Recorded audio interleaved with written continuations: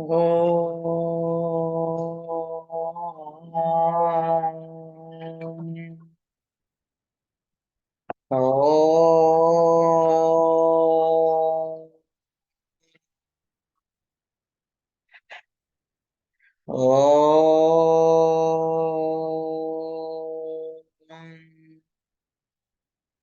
ब्रह्मा गुरुर्विष्णु गुरुर्देवो महेश्वरः गुरु साक्षात् परं ब्रह्म तस्मै श्री गुरवे नमः।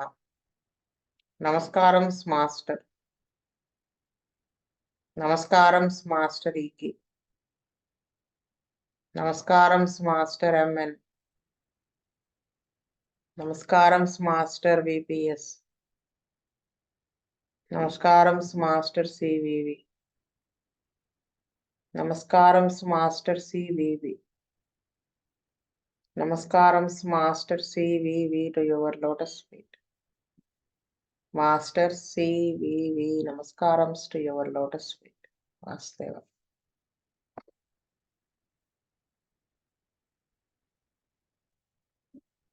వేణుగోపాల్ గారు. వాసుదేవండి. నమస్తే. Case number 11. It was a big rush of well-arranged patients. I was attending in Kuduru branch of WTT dispensary at Machilipatnam. It was about 10:30 a.m. 1st August 1980. A lean, short, emaciated girl, N. Jayalakshmi, approached for medical aid. She appeared like a girl of 16, but it was reported that she was 24. The symptoms were meticulously taken by Dr. Dhananjaya and they run as follows. Sore mouth with blood-red gums and tongue. The complaint was repeatedly troubling her for a very long time. Allopathic aid palliated every time, but for a week or two. The doctor himself advised to go in for any other system of medicine. Redness of eyes with blood-shot spots, capillaries visible. She feels a sensation of sand in the eyes, burning and irritation. The body was warmer than normal, and she had developed a craving for cool freeze and cool drinks. No free motion, constipated constitution from the beginning. Sweat leaves a red stain and sometimes blood marks on the clothes. Very scanty flow during menses. Used tablets for postponement of menses more than once. She had severe colic and dysentery with blood and mucus 4 months ago. She was running temperature daily and there was particularly no intake except a little buttermilk and coconut water since the mouth did not allow anything to eat. The creature was practically starving since 5 days. She reported a history of infantile convulsions. On 3rd August 80, I gave 1 dose of Crotalus 200. She showed sign of improvement and I repeated another dose next day. On 5th, I found no improvement. It worsened and the whole throat was choked and appeared like cooked flesh. Copious salivation could not be controlled. The jaws did not come together. I gave Mercabin iod 32 doses but no use. On 6th, I gave Cifilum 30, 3 doses and there was a rapid improvement. The throat was half healed and she could swallow liquids. On 7th, I repeated 2 more doses and there was much improvement. On 8th, I repeated 1 more dose and waited. By 13th, the relief stopped and the whole tongue was red and raw and almost bleeding. I tried Armed 200 on 13th and 14th. I tried Armor 200 on 13th and 14th. Relief started but retreated. On 15th, I took a new record of the whole history and suspected that there was a smallpox poisoning due to the recent vaccination. On 5th, I gave Verolinium 200. On 15th, I gave Verolinium 201 dose. During the next 2 days, the tongue began to heal and she could swallow rice and buttermilk. Again, progress retarded. I gave sulfur 30 to break the spell of Sora on 18th. Within 24 hours, she got smallpox like pustules of an incredible size. They are transparent and showed the pus inside hanging. Day by day, the pustules increased in size and number. She could not withstand the suffering. She had no possibilities of wearing garments at all. She was covered with a cloth and I visited her. I waited until 31st, but the pustules did not come down. I gave Pulstella 6 3 doses on 31st, 3 doses on 1st September, and 3 doses on 2nd. The pustules began to burst and the whole body was greased with pus. Suddenly she developed septic condition. There was shivering and a high temperature of 103 degree Fahrenheit. I gave Hypercom 32 doses on 3rd. There was a little betterment in the general condition, but the septicemia condition increased and threatened. The situation was precarious. I gave anthraxinum 201 dose on 5th. Within 24 hours, it was controlled. On 6th and 7th, I repeated anthraxinum 200. The septic condition came under full control, but she was much debilitated. There were cold sweats, the pulse was jerky, and she had a staring look with delirious stupor. On the same evening, I gave Tuja 6 and she became conscious. The pulse came under control. She began to take feed. The previous day, she was having nausea and it stopped after Tuja. On 8th and 9th, I repeated Tuja 31 doses a day. The pus disappeared and the wounds became bloody. Bleeding started all over the body and did not stop. The probability is that she may bleed to death. On 11th morning, I gave 1 dose of Crotalus 200. Slowly, the bleeding decreased and within 48 hours, it was stopped. She could sit and lie on her back. Of course, she was kept naked with a cloth cover. On 13th, 14th, and 15th, the wounds healed with a magical rapidity and she began to pick up. By 16th, all felt hopeful and she began to walk slowly. She took rice with green vegetables and buttermilk. I gave no other dose and she improved only with the 1 dose of Crotalus given on 11th. All the days I gave her less than 3x to substitute nutrition. She is healed completely and it is due to orthodox adherence of the homeopathic principles. Vasudeva. Vasudeva అండి. కృష్ణవేణి,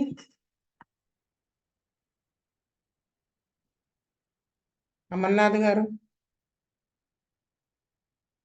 విజయ్ కుమార్ గారు, పూర్ణానందం గారు, మారుతి గారు. వాసుదేవ, అంటే నా view చెప్తానండి, whether I may be wrong or right. Master గారు first ఈ case మామూలుగా సివియర్ హెమరేజ్ లాగా ఉండి bleeding tendency, blood red gums, redness of eyes, blood shot spots, ఇవన్నీ చూసి మాస్టర్ గారు సమ్ హెమరేజెస్ ఎక్కువగా ఉన్నాయి కాబట్టి క్రొటాలస్ 200తో ట్రీట్మెంట్ స్టార్ట్ చేశారు. తర్వాత క్రొటాలస్ కొంత రెస్పాండ్ అవుతున్నది, మళ్ళీ ఇంప్రూవ్మెంట్ రావట్లేదు.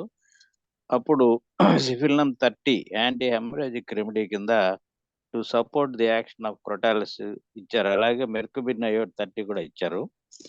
కానీ రావాల్సినంత ఇంప్రూవ్మెంట్ రాకుండా ఇంకా కేసు లింగర్ అవుతున్నది కాబట్టి మాస్టర్ గారు మళ్ళీ రికార్డ్ చేసుకొని 15th దాంట్లో స్మాల్ పాక్స్ వ్యాక్సినేషన్ పాయిజన్ ఉంది అనేది మాస్టర్ గారు డిటెక్ట్ చేసి అప్పుడు ది ట్రెండ్ ఆఫ్ ట్రీట్మెంట్ మార్చేసి ముందు ఒరేలినం 200 ఆ వ్యాక్సిన్ యొక్క బ్యాడ్ ఎఫెక్ట్స్ ని న్యూట్రలైజ్ చేయడం కోసం ఒరేలినం 200తో స్టార్ట్ చేశారు.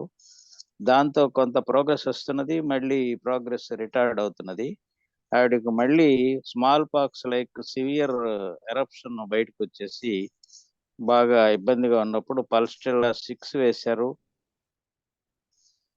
తర్వాత ఇంకా సెప్టిక్ కండిషన్ వచ్చినప్పుడు మాస్టర్ గారు దాన్ని క్లియర్ చేయడం కోసం ఇంకా నోసోడ్ యాంథ్రాక్సినం 200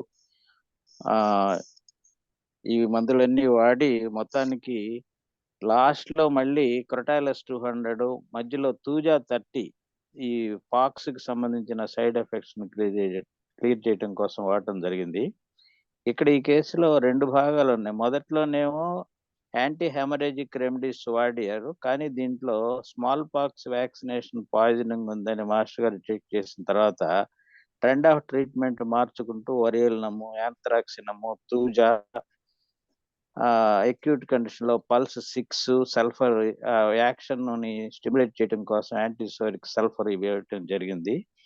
ఈ కేసు మనకి చాలా రకరకాల ప్రాబ్లమ్స్ వచ్చినప్పుడు ఏ విధంగా హోమియోపతితో, క్లాసికల్ హోమియోపతితో ఏ విధంగా ట్రీట్ చేయాలి అనేటువంటి దానికి మాస్టర్ గారు మంచి ఎగ్జాంపుల్ ఇచ్చారు.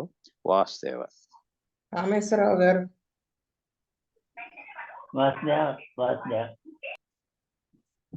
మన్మోహన్ గారు.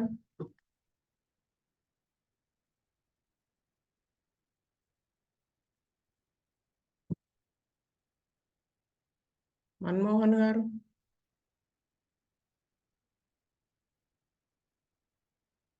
జాయిన్ అవ్వలేదా?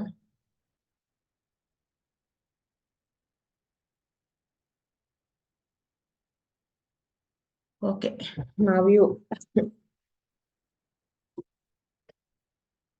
ఈ కేసు చిన్నప్పుడు ఇవిడికి ఇన్ఫాంటైల్ కన్వల్షన్స్, తర్వాత గ్రోత్ అది సరిగా లేదు. ఆ తర్వాత నుంచి ఇవి రీసెంట్ గా 4 months క్రితం డిసెంట్రీతో సఫర్ అయ్యి తర్వాత ప్రెజెంట్ కంప్లైంట్స్ ఇప్పుడు అని చెప్పారు. క్రొటాలస్ మారుతి గారు చెప్పిన పాయింట్సే. అయితే ఆయన మాస్టర్ గారు మెర్క్వినయోడ్ ఇవన్నీ ఇచ్చారు కదా, క్రొటాలస్ ఇచ్చారు. కొంత science of improvement, not symptoms better, కొంత కనిపించగానే మళ్ళీ రిపీట్ చేశారు. అయితే మళ్ళీ 5th August తగ్గలేదు. 5th found no improvement. So it worsened. ఎంత వర్సన్ అయిందంటే ఆ సిమ్టమ్స్ ని బేస్ చేసుకుని ఆ కోపియస్ ఎలైవేషన్ మెయిన్, ప్లస్ ఆ థ్రోట్ కి సంబంధించి choking feeling, jaws did not come together, ఇవన్నీ చూసి ఆయన మెర్క్వినయోడ్ 30 ఇచ్చారు. అయితే కానీ దానివల్ల కూడా ఉపయోగం లేదు. సిఫిల్నం 30 వేశారు. సిఫిల్నం 30 ఎందుకు వేసుంటారు అంటే కేసు ఉన్న కొద్దీ డౌన్ అవుతోంది.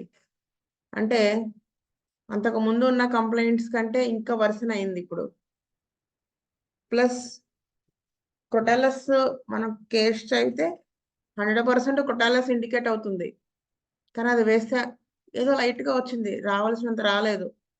సరే, ఆ తర్వాత డెవలప్ అయిన సిమ్టమ్స్ ని బేస్ చేసుకుని మెర్క్వినయోడ్ అది ఇవ్వలేదు.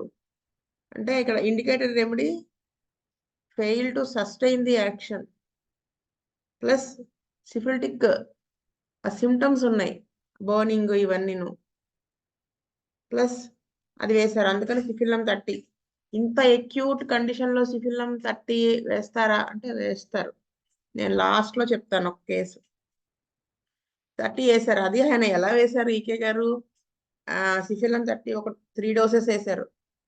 I gave సిఫిల్నం 30 3 doses and there was a rapid improvement. Throat half heal అయింది. అన్నిటికంటే బెటర్మెంట్ లిక్విడ్స్ స్వాలో చేయగలుగుతుంది. మళ్ళీ ఆయన 7th next day 2 doses repeat చేశారు, మచ్ ఇంప్రూవ్మెంట్. మళ్ళీ 8th ఇంకొక డోస్ ఇచ్చారు. చూడండి, బెటర్మెంట్ వచ్చే కొద్దీ నెంబర్ ఆఫ్ డోసెస్ తగ్గించుకుంటూ వచ్చి వెయిట్ చేశారు. 8th ఇంకా బెటర్మెంట్ స్టార్ట్ అయ్యేటప్పటికి 13th దాకా వెయిట్ చేశారు. 13th నుంచి ఆ రిలీఫ్ ఆగిపోయిందని అప్పుడు ఉన్నటువంటి సిమ్టమ్స్ ని బేస్ చేసుకుని ఆరం 3 వేశారు, కానీ రిలీఫ్ వచ్చినట్టే వచ్చి మళ్ళీ వెనక్కి వెళ్ళిపోయింది కేసు. అయితే నెక్స్ట్ వచ్చేసి అక్కడ ఆయన చేసిన పని ఏంటంటే వేసిన మందు ఉన్నవే కొన్ని సిమ్టమ్స్ ఇండికేట్ అయిన అవి బేస్ చేసుకుని వేస్తే తగ్గలేదు. మళ్ళీ మయాస్మాటిక్ గా వేసినా కానీ ఇంటర్కరెంట్ గా అది కూడా హోల్డ్ ఇవ్వలేదు. అంటే అది కూడా పూర్తిగా తగ్గలేదు, మళ్ళీ వెనక్కి వెళ్ళిపోతుంది. అందుకని ఆయన ఏం చేశారంటే మళ్ళీ ఎక్కడైనా మిస్ అయ్యాను మళ్ళీ కేసు టేకింగ్ చేశారు. అప్పుడు ఆయనకి ఆ small pox poisoning due to the recent case taking లో ఆయనకి వ్యాక్సినేషన్ తెలిసింది. సో వ్యారియోలినం అనేది దాంట్లో చాలా బాగా పనిచేస్తుంది కాబట్టి వ్యారియోలినం 200 వేశారు. అక్కడ కూడా చూడండి దాంతో చాలా మంచి ఇంప్రూవ్మెంట్. టంగ్ హీల్ అవ్వడము కాకుండా రైస్ అంటే అంతకుముందు సాలిడ్స్ తీసుకోవాలి, ఇప్పుడు లిక్విడ్స్ కూడా మళ్ళీ అయిపోయింది. అక్కడ సల్ఫర్ 30 ఆయనే చెప్పారు. అక్కడ ఇండికేటర్ ఏమిటి ఫెయిల్ టు యాక్ట్ అన్నట్టు. ఆ తర్వాత ఏమైంది చూడండి, with in 24 hours she got small pox like pustules. అంటే అంతకుముందు సప్రెస్ అయింది ఏదైతే ఉందో రగ్గింగ్ వల్ల అది బయటకు వచ్చింది. ఇక్కడ నాకేమనిపించిందంటే she could not withstand the suffering. She had no possibilities of wearing garments at all. She was covered with a cloth and I visited her. చూసారా ఆ అమ్మాయి అంత సఫర్ అవుతున్నా గానీ 18th వేసిన మనిషి సల్ఫర్ ఆ తర్వాత విత్ ఇన్ 24 hours అంటే 19th నుంచే ఇవి స్టార్ట్ అయిపోయింది. చాలా సఫర్ అవుతున్నప్పటికీ కూడా ఆయన 31st దాకా వెయిట్ చేశారు. ఎందుకు అంటే ఓల్డ్ కంప్లైంట్ రీఅపేర్ అయినప్పుడు ఒక్కసారి అదే తగ్గిపోతుంది ఎంత సఫరింగ్ వచ్చినాను. ఆయన కంగారు పడలేదు, వెయిట్ చేశారు. 31st దాకా వెయిట్ చేసి ఆ తర్వాత మళ్ళీ ఆయన అప్పుడు కూడా డ్రగ్ మార్చలేదు. పల్స్టిల్లా 6 వేశారు. I gave Palestilla 6 3 doses on 1st September, 3 doses on 2nd. అంటే ఆ పస్ట్యూల్స్ తగ్గటం లేదు. అంటే 10 రోజులు 12 రోజులు ఎదురు చూసినా ఏమాత్రం వెనక్కి తగ్గలేదు. సఫరింగ్ విపరీతంగా ఉంది. మామూలుగా అయితే కొంచెం ఉండి మళ్ళీ తగ్గిపోతాయి కదా ఓల్డ్ కంప్లైంట్స్ అని. అందుకని వేశారు. పల్స్టిల్లా 6 ఎందుకు వేసుంటారంటే ఆ పస్ కలర్ ఉంటుంది కదా గ్రీనిష్ ఎల్లో, అలా ఆ డిశ్చార్జ్ వీటిని బేస్ చేసుకుని వేసుంటారేమో అనుకుంటున్నాను నేను మరి. అయితే వీటి వలన ఇంకా ఇక్కడ కేసు ఇక్కడ బర్స్ట్ అయిపోయి సెప్టిక్ కండిషన్ లోకి వెళ్ళిపోయింది. సెప్టిసిమిక్ కండిషన్ అంటే ఇక్కడ దాకా ఆయన ట్రీట్ చేసి తర్వాత సెప్టిక్ కండిషన్ అంటే వెరీ ఫ్యాటల్, అంటే విత్ ఇన్ అవర్స్ లో కేసు వెళ్ళిపోతుంది. ఇక్కడ ఆయన మందులు వేసిన విధానం గమనించుకుని హైపర్కమ్ మనమైతే suddenly she developed septic condition, there was shivering and high temperature 103. మనం ఏం చేస్తాము 102 దాటింది అంటే 1M వేసేస్తాం. కానీ ఇక్కడ మాస్టర్ గారు హైపర్కమ్ 30 ఇచ్చారేంటి అనిపించింది. అయితే నేనేమనుకున్నానంటే కేసు అవర్స్ టుగెదర్ లో వెళ్ళిపోతూ ఉంటుంది. ఇక్కడ హైపర్కమ్ 30 అంటే దాంట్లో మెడిసిన్ క్వాంటిటీ ఎక్కువ ఉంటుంది. సో ఫిజికల్ ప్లేన్ లోనే కదా సెప్టిక్ కండిషన్ కూడా విపరీతంగా ఉంది. అందుకని ఫ్రీక్వెంట్గా వేయడానికి ఉంటుంది. 1M వేస్తే ఏమవుతుంది ఖచ్చితంగా ఒక 8 hours అన్నా 9 hours అన్నా వెయిట్ 12 hours మినిమం వెయిట్ చేయాల్సి వస్తుంది 1M కాబట్టి. ఇక దాని అవసరం ఉండదు, రిపిటేషన్ చేసుకోవచ్చు అని హైపర్కమ్ 30 ఇచ్చుంటారు అనుకుంటున్నాను. అప్పుడు ఆయన ఇక్కడ రాసింది కూడా చూడండి, there was little betterment in general condition. General గా ఇంకొంచెం ఇంప్రూవ్ అయ్యి కానీ septic condition increased threatened the situation precarious. అప్పుడు ఈ సిమ్టమ్స్ ని బేస్ చేసుకునే వీటిని ఆంథ్రాక్సినం దాంట్లో ఇచ్చారు వారు కార్బోకుల్స్ వాటిలో ఇది బాగా పనిచేస్తుందని క్లార్క్ లో ఇచ్చారు. అది బేస్ చేసుకుని ఆయన వేస్తే అది కూడా అంత మొత్తం 200 వేస్తే 2 సార్లు 3 సార్లు వేస్తే మొత్తం కంట్రోల్లోకి వచ్చింది. కానీ పేషెంట్ వీక్ అయిపోయింది ఇక్కడ. అప్పుడు కూడా డెలీరియంలోకి వెళ్ళిపోతూ ఉంటే తూజా 6 వేశారు. తూజా 6 అనేది ఎందుకు వేసుంటారంటే ఆ రీకేస్ టేకింగ్ చేసినప్పుడు ఇది చెప్పారు కదా, ఇది కెంట్ లో కూడా ఇచ్చారు. వ్యాక్సినేషన్ ఎఫెక్ట్స్ కాకుండా ఒక్క నిమిషం చెప్తాను.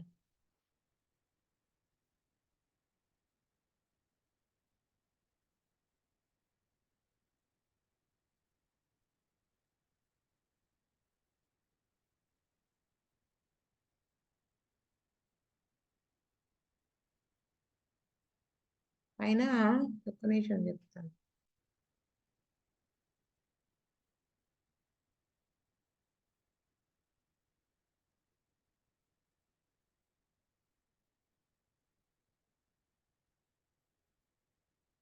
దీంట్లోనే చదివానండి, నోట్ చేయడం మర్చిపోయాను. Tuja is preeminently a strong medicine when you have a trace of animal poisoning in the history as snake bite, smallpox and vaccination. So అది బేస్ చేసుకుని ఆయన 6 వేశారు. అంటే అక్కడ సెప్టిక్ కండిషన్ లోకి వెళ్ళిపోతాను కదా, అప్పుడు 6 వేసి పల్స్ కేమ్ అండర్ కంట్రోల్. 6 ఎందుకు వేశారు? 30 అది వేస్తే ఇక్కడ ఆల్రెడీ డెలీరియంలోకి ఉంది, పల్స్ కూడా అందటం లేదన్నట్టుగా ఉంది కదా, staring look with delirious stupor, pulse was jerky. 6 వెంటనే పనిచేస్తుంది, వేసి పల్స్ కంట్రోల్లోకి వచ్చింది. అంటే 6 ఎంతలా పనిచేస్తుందో చూడండి. ఆ తర్వాత ఏం చేశారు, తర్వాత పూజ 30 అది వేసుకుంటా వెళ్ళారు. కానీ ఏమైంది, బెటర్ అయ్యి మొత్తం కంట్రోల్లోకి వచ్చి మళ్ళీ నెక్స్ట్ పస్ అనేది తగ్గిపోయింది. దాంతో వూండ్స్ బికేమ్ బ్లడీ. అంటే ఆ సపరేషన్, సెప్టిక్ కండిషన్ తగ్గింది, కానీ wounds became bloody, bleeding started all over the body. అది చూసుకుని మళ్ళీ క్రొటాలస్ లోకి వెళ్ళారు. Slowly the bleeding increased with in 48 hours it was stop. అక్కడి నుంచి ఆవిడ నెమ్మదిగా ఇంప్రూవ్ అవ్వడం స్టార్ట్ అయితే నడవడం అవి స్టార్ట్ చేశారు. ఫుడ్ అవి తీసుకోవడం, కూరలు అవి తీసుకోవడం అని చెప్పారు కదా. ఆయన ఇక్కడ రాసిన చూడండి, she is healed completely and it is due to orthodox adherence of the homeopathy. అంటే నాకు ఈ కేసులో ఏమర్థమైందంటే, మనం ఏదో సీరియస్ గా ఉందంటే హైపోటెన్సీనో లేకపోతే ఎలాగ వేసేస్తాం.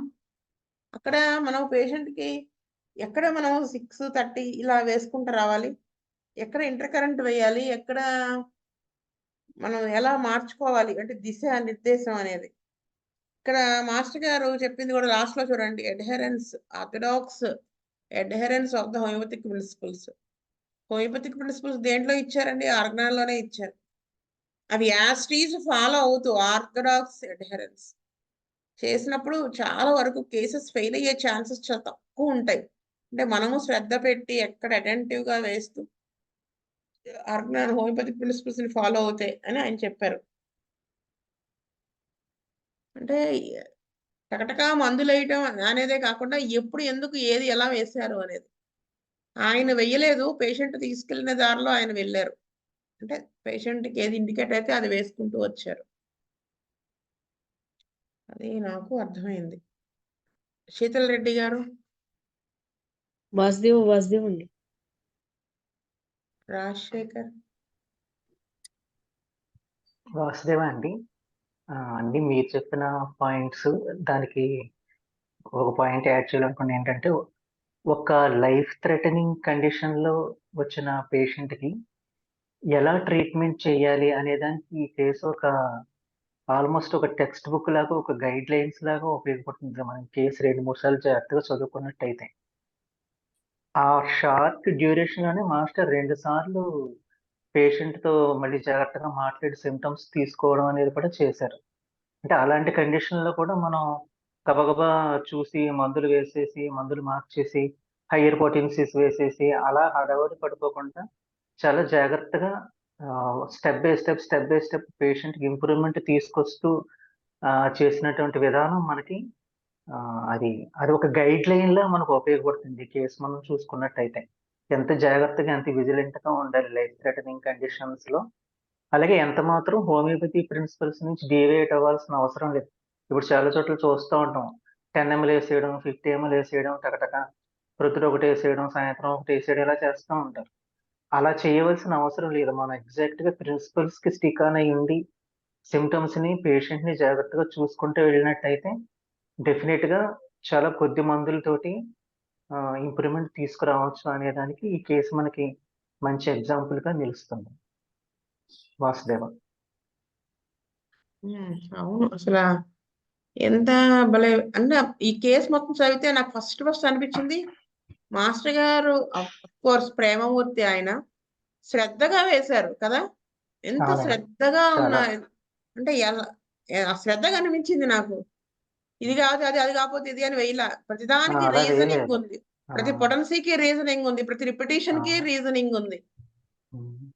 అంటే ఈ బుజ్జి గారు చెప్పేవాళ్ళు కదా, ఎవరికైనా సీరియస్ గా ఉంటే మందుల చెస్టులన్నీ పట్టుకుని వెళ్ళిపోయే వాళ్ళం, మాస్టర్ గారు రాత్రంతా అక్కడ కూర్చుని ఓ పక్క చదువుతూ ఆ పేషెంట్ కండిషన్ చదువుతూ ఉండేవారంట.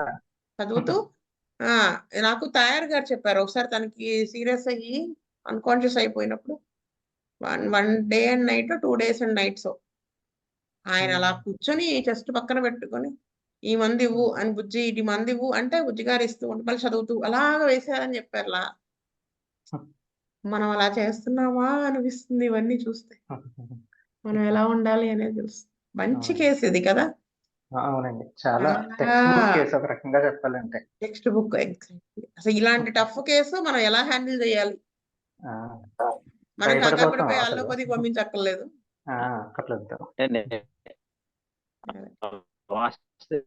నేను అనుకోవటం ఇంత టఫ్ కేసులు మన దగ్గర రారండి. మాస్టర్ గారు కాబట్టి ఆయన మీద నమ్మకం, ఆయన మీద ఉండేటువంటి ఎందుకు రారు? ఇంత టిప్ గా అంటే ఇంత క్రైసిస్ లో ఉన్న కేసులు జనరల్ గా వచ్చారు వస్తే తప్పదు. మాస్టర్ గారి మీద ఎంత విశ్వాసం ఉంది అనేది అర్థం అవుతున్నది మాస్టర్ గారి మీద. లేకపోతే అంత క్రిటికల్ గా ఉండే కేసులో వాళ్ళు లాస్ట్ మొమెంట్ వరకు మాస్టర్ గారి దగ్గర ట్రీట్మెంట్ కంటిన్యూ చేశారంటే మాస్టర్ గారి మీద వాళ్ళకు ఉన్నటువంటి నమ్మకం, విశ్వాసం ఏంటంటే మన స్థాయిలో వాళ్ళు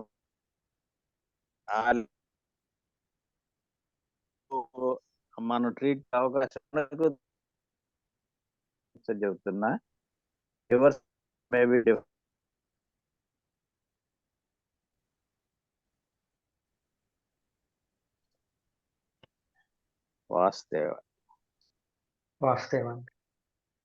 స్వస్తి ప్రజాభ్యః పరిపాలయంతాం న్యాయేన మార్గేణ మహీం మహీషా గోబ్రాహ్మణేభ్యः సోమస్తు నిత్యం లోకాః సమస్తాః సుఖినో భవంతు. లోకాః సమస్తాః సుఖినో భవంతు. లోకాః సమస్తాః సుఖినో భవంతు. ఓం శాంతి శాంతి శాంతి. వాసుదేవ వాసుదేవ వాసు